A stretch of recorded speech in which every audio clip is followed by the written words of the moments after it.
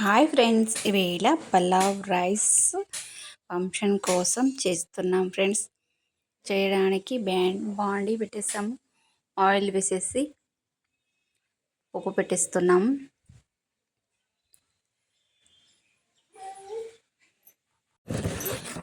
పోపు పెట్టేస్తామండి friends. పోపు items అన్నీ వేస్తున్నాము. జీలకర్ర,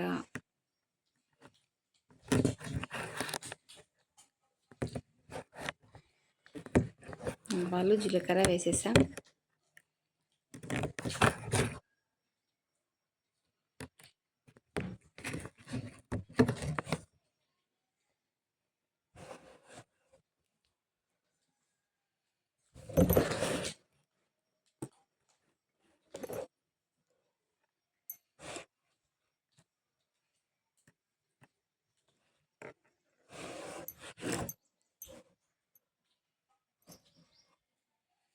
ఆనియన్స్ ఇలా నిలువుగా కట్ చేసుకొని వేసుకున్నాను.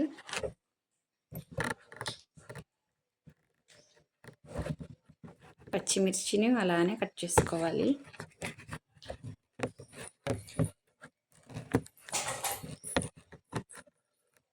పచ్చిమిర్చి ఆనియన్ వేసిన తర్వాత గరిటెతో ఇలా కాస్తంత కలుపుకుంటే సరిపోతుంది. బిర్యానీ ఆకు, ఎండుమిర్చి,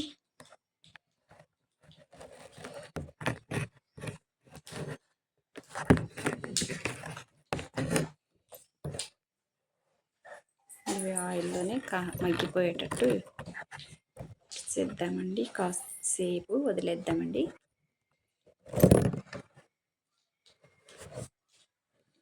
ఆయిల్లో మగ్గిన తర్వాత పుదీనా,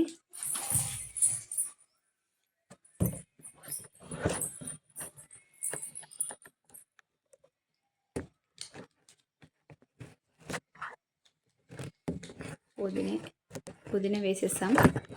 వేసి అల్లం పేస్టు, వెల్లుల్లి పేస్టు వేసి అల్లం వెల్లుల్లి పేస్ట్ వేసేస్తే తర్వాత కొత్తిమీర రెడీ చేసుకుంటున్నాం. కొత్తిమీర కూడా వేసేస్తామండి. ఇందులోకి క్లీన్ చేసేసుకొని బాగా ఇదంతా మగ్గిన తర్వాత కొత్తిమీర కూడా వేసేస్తాం.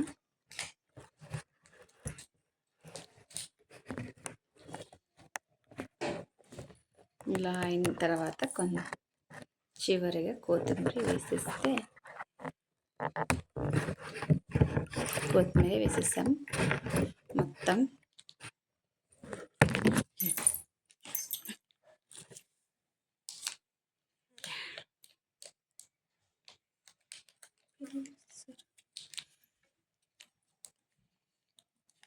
బాగా ఇలాగా మగ్గిన తర్వాత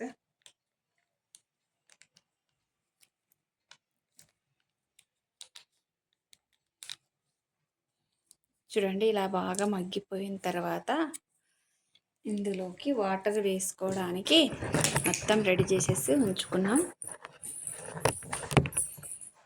ఎంత పలావ్ రైస్ ఎంత చేస్తామో అంత చూసి డబల్ క్వాంటిటీతో వాటర్ వేసేసేయాలి. గరం మసాలా ఇంట్లోనే తయారు చేసుకున్న గరం మసాలా వేసేస్తాం. కాస్తంత మనం ఎన్ని బియ్యం వేసుకుంటే అంత డబల్ వాటర్ వేసేసేయాలి. డబల్ వేసిన తర్వాత ఒక రెండున్నర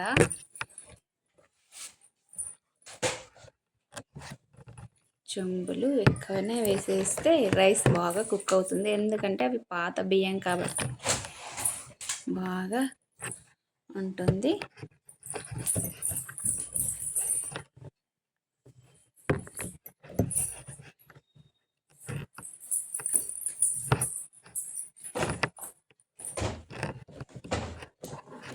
చూడండి, ఇలా వేసిన తర్వాత బాగా మొత్తం వేసిన తర్వాత మూత పెట్టి ఉంచేద్దామండి. వెసురు ఇవి ఎసరంతా బాగా ఉడికిపోవాలి. ఉడికిపోయేటప్పుడు రైస్ వేద్దామండి.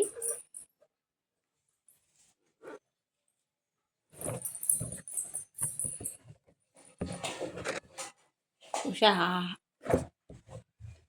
చూడండి, ఎసరంతా ఇలాగా ఉడికిపోయింది కాబట్టి ఇప్పుడు రైస్ వేద్దామండి. బాగా కడిగి ఉంచుకున్నాము ఆల్రెడీ అవంతా. చూడండి ఇలా చూపించాను, ఇలా నానిపోయాయి బాగా. కాసేపే నానపెట్టాలి, ఎక్కువసేపు నానకూడదు, తక్కువగా నానపెట్టకూడదు. కొంతసేపు ఒక 20 నిమిషాలు ఇట్లా కడిగి ఉంచేసిస్తే క్లీన్గా కడిగే టైం సరిపోతుంది. మొత్తం వేద్దామండి దానిలోకి.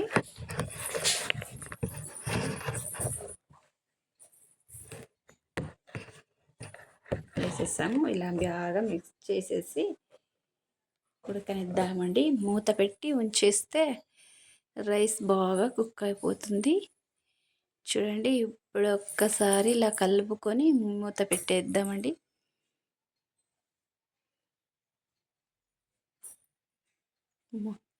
చూడండి ఇలా ఉడికిపోయింది. మూత పెట్టి ఉంచేస్తే బాగా మగ్గిపోతుంది. కాసేపు తర్వాత చూద్దామండి. చూడండి రైస్ రెడీ అయిపోయింది. బాయ్ ఫ్రెండ్స్, సూపర్ టేస్ట్ వచ్చింది రైస్.